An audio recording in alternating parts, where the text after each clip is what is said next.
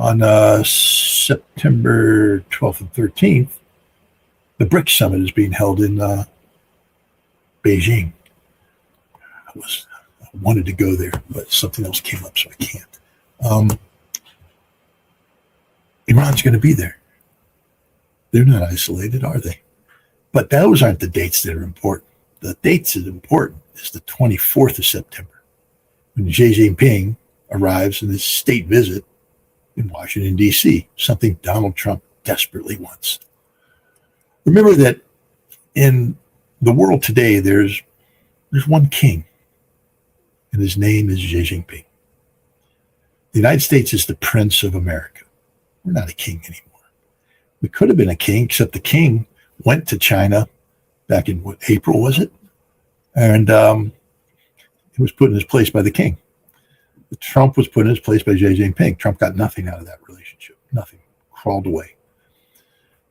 And so you want to believe, if Scott Bessent's world was based in reality, that Xi Jinping would come to the United States at a time when the United States is threatening China with economic devastation in the form of secondary sanctions if you dare do business with Iran.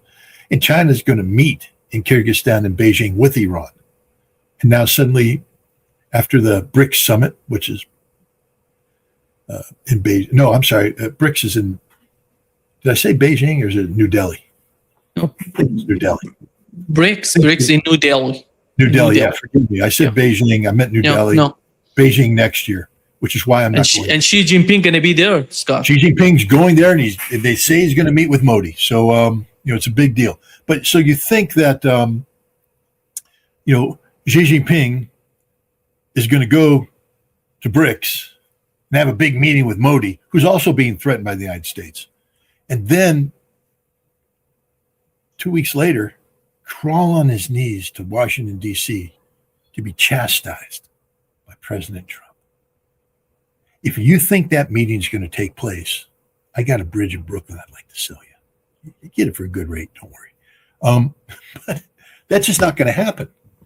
Xi Jinping is not coming to Washington, D.C. to be dictated to by Donald Trump. The king doesn't get dictated to by the prince. So Scott Bessent, whatever Scott Bessent is putting out there, it's theater with a limited life expectancy. I believe that Bessent has put out this nothing burger because it is. No sanctions have been imposed on Iran because of this. No additional, punishment of Iran, and no sanctions, no secondary sanctions are in play, and none have been authorized. Bessent gave a speech that said nothing. Why? Because he wants to create the perception that the United States has made a threat. Meanwhile, behind the scenes, there's a lot of negotiation going on to find some sort of methodology that will have the Strait of Hormuz open up. That doesn't require the threat of American military power. See, that dog doesn't hunt anymore. Nobody believes it. Not Iran knows it's not true, and nobody around the world believes that American military power can accomplish anything. So now Bessent has flexed the dollar.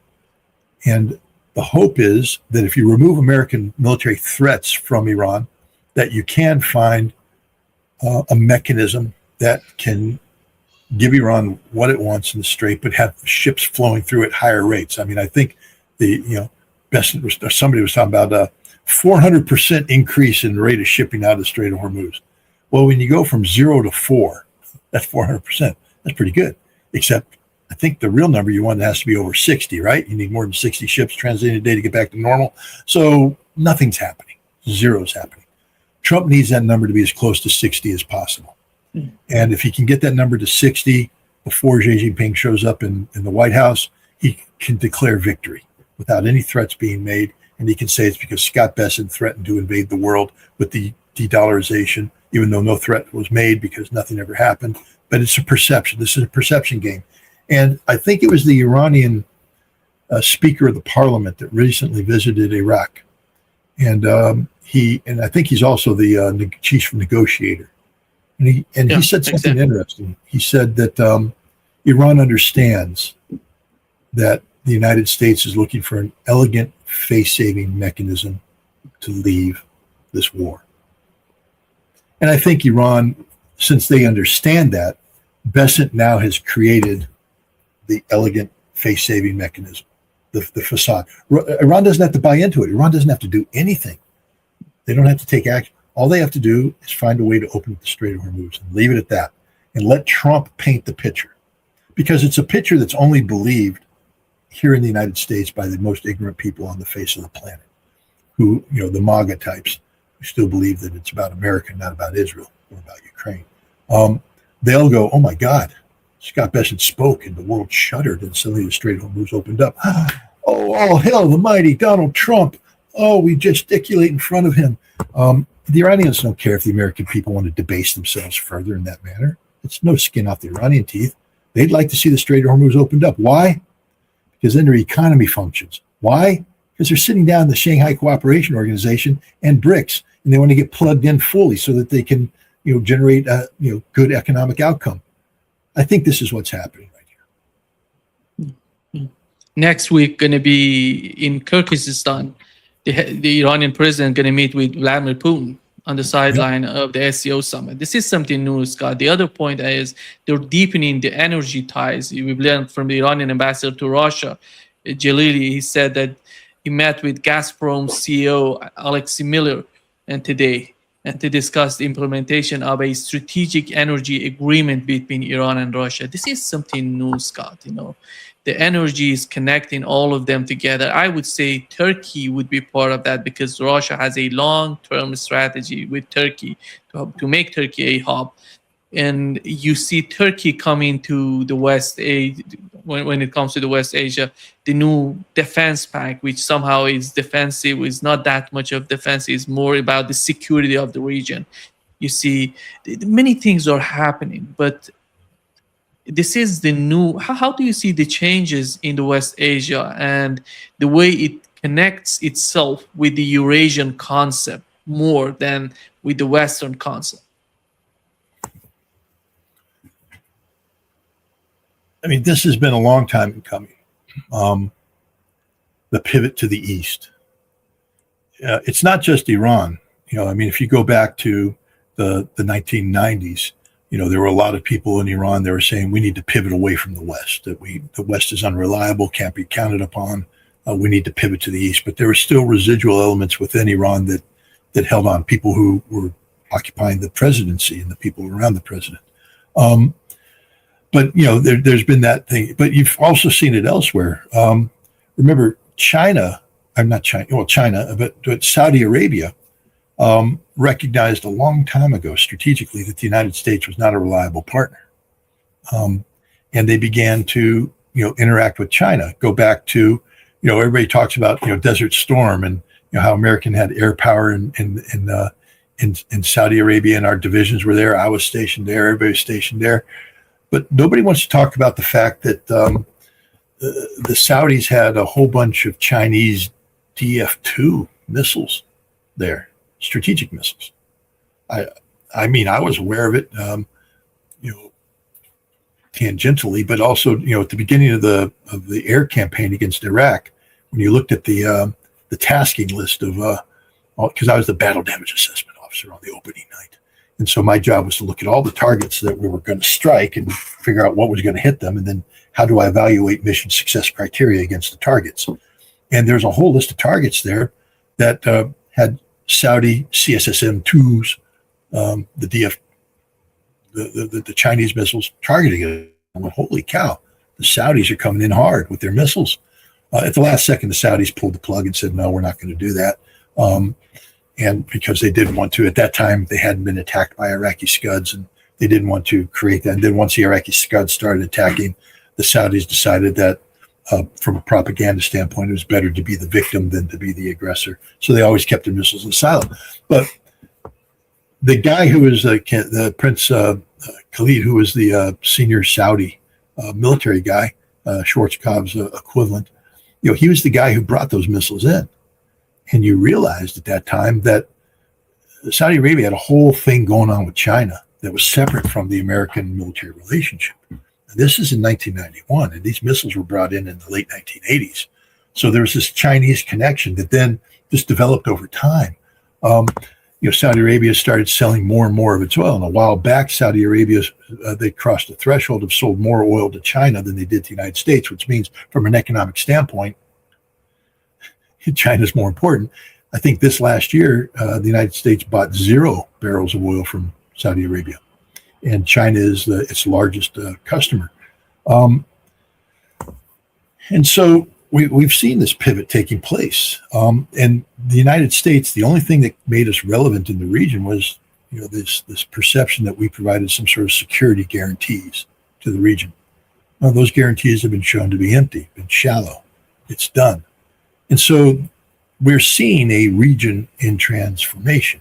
The West Asia is not linked to the West in a meaningful fashion anymore. The most powerful nation in the region is Iran. And Iran is thoroughly integrated now with the East, with the Shanghai Cooperation Organization, with BRICS, with the European Economic Union. And Saudi Arabia is a member of BRICS. They'll be sitting there. And Saudi Arabia is linked. I'd have to go back and see what their status is with the Shanghai Cooperation Organization. I don't think they're a member yet, but I think that they might be an observer. Pakistan is definitely a member. And the thing about Turkey is they're headed in that direction. I mean, Turkey is, all of the strategic decisions made by Turkey is about how to capitalize on its status as a bridge linking East and West. You talk about the energy hub, that's primarily targeting Europe, but that's only as a money-making scheme. That's how to take the energy through Turkey, make it an energy hub, sell it to Europe. But if you take a look at what Turkey's been doing with Azerbaijan and Armenia, and this concept of creating the Zangezur corridor, it's so that you can go from Turkey through Azerbaijan, through the corridor, through Azerbaijan, on into Central Asia to create a Turkish inroad into the Central Asian markets. That's very important. Turkey is also heavily plugged into the Middle East beyond which most Americans are familiar with. We keep talking about Al Udeid Air Base in Qatar, but right next to Al Udeid Air Base is a Turkish military base. There's thousands of Turkish soldiers who did not abandon Qatar, by the way. They're still there. Somalia has a large Turkish garrison. The Turks are getting involved in Puntland. The Turks are involved elsewhere in the Red Sea basin. Why? Turkey's involved in Libya. People, why is Turkey involved in Libya? I don't know. Do you know anything about Libyan history? It used to be part of the Ottoman Empire, and then as recently as 1911, 1912, the Turks sent major forces to fight alongside, Libyans against the Italians. That Turkey has a long history of relationship that was most recently manifested in 2012, 2013, when Turkey helped work with Libya to become a conduit of manpower and weaponry through Turkey to support the CIA's ambitions in Syria.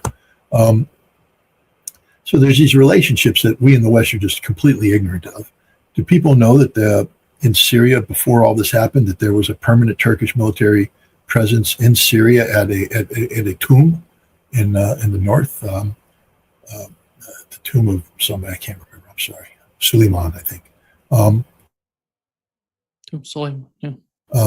Turks are everywhere, and the Ottoman legacy is important. It's very important. It can't be ignored. And so, the inclination for Turkey is to move eastwards. The inclination of Saudi Arabia is to move eastwards, and we know that Iran is dedicated. And we know that Pakistan has recently talked to Iran, floating the concept of Iran's involvement in this tripartite pact. Maybe not as a direct member, because Iran is not in the business of subordinating its defense, but to make sure that this new pact is not seen as being created to confront Iran. Iran doesn't feel threatened by this pact at all, and the pact doesn't exist to threaten Iran. I think we're looking at a strategic shift to the east, and I think what's happening in Kyrgyzstan and what's happening in New Delhi and what's going to happen in Beijing is very important. And again, we can't underscore enough the importance of Vladimir Putin meeting with the Iranians in Kyrgyzstan, and I would venture to believe that there will be similar meetings at a very high level in New Delhi as well. Iran will not be isolated. Iran will comes back to what you and I talked about a long time ago. I know I took a lot of heat for it, but I'd like to bring it up just one more time. The priority of Iran has never been to build a nuclear weapon. The priority of Iran has always been to rebuild its economy, become plugged into the world, because the Iranian government is a government responsive to the needs, wants, and desires of the Iranian people. And the Iranian people want to live in an economy that operates to the full potential of the Iranian economy, would give them a standard of living which would be second to none. The Iranian people are some of the most sophisticated people on the planet. These people with high culture. They're not savages like we paint them in the West. These are people who, when I was there in 2005, when I drove from Tehran to Kashan, the highway system was better than the interstate here in New York, and the rest stations that I went to were cleaner and better equipped and served better food than the interstate rest services. So for the Americans to think that Iran is some sort of a third world country with nothing going for it, you haven't been to Iran. Go to Iran, experience Iran, and understand that what difficulties do exist in Iran is because we in the West have been strangling the Iranian economy for 50 years. And the Iranian leadership has been working nonstop to try and end that strangulation. And now they have a situation because of their military defeat of the United States. They see that potential. The last thing Iran is going to do is purposefully continue down the path of conflict. It will only bring more death, destruction, and economic harm to Iran. If there's a potential to get an off-ramp that will lead to a lasting peace, that's what the Iranian government will take. And the best pathway of that is through Kyrgyzstan, through New Delhi, through Beijing, through Moscow. And I think that's the direction Iran's heading. Scott, are you concerned about the new conflict somehow breaking out in Syria between Turkey and Israel? I mean, there's always that potential, and you see a lot of rhetoric taking place. But let's look at some realities here. Turkey continues to sell oil, or at least facilitate the sale of Azerbaijani oil to Israel. Significant, 40%. It's so much. Yeah. If there was the potential of nations don't go to war until they try. For instance, what does the United States do? We sanction people. We try to resolve the problem economically. So before we can talk about a major conflict between Israel and Turkey, we'd have to see Turkey sever that oil pipeline. The other thing is, Turkey is a very close regional ally with Azerbaijan. And in fact, when you take a look at the mediation that takes place between Turkey and Israel in Syria, Azerbaijan and the United States play a leading role in facilitating this mediation. Turkey is an ally of Azerbaijan. We previously talked about how Turkey is seeking to build a corridor that will allow projection through Azerbaijan into Central Asia. Do we have to come up with a different term than Central Asia? I think we can call it Central Asia, right? Because it is centrally located. Yeah, Central Asia, yeah. All right, so that's not necessarily a byproduct of colonial thinking. I'll use Central Asia until I'm told otherwise. But there's that. Israel flew through Azerbaijani airspace to bomb Iran. That couldn't have been permitted unless Turkey allowed it to happen. People need to think about that. All right. Also, Turkish bases, radar installations, were used to track Iranian ballistic missile launches into Israel, and were used as early warning for Israel. I'm just here to tell you that Erdogan says what he says about Israel because the majority of the Turkish people condemn Israel and hate Israel and despise Israel.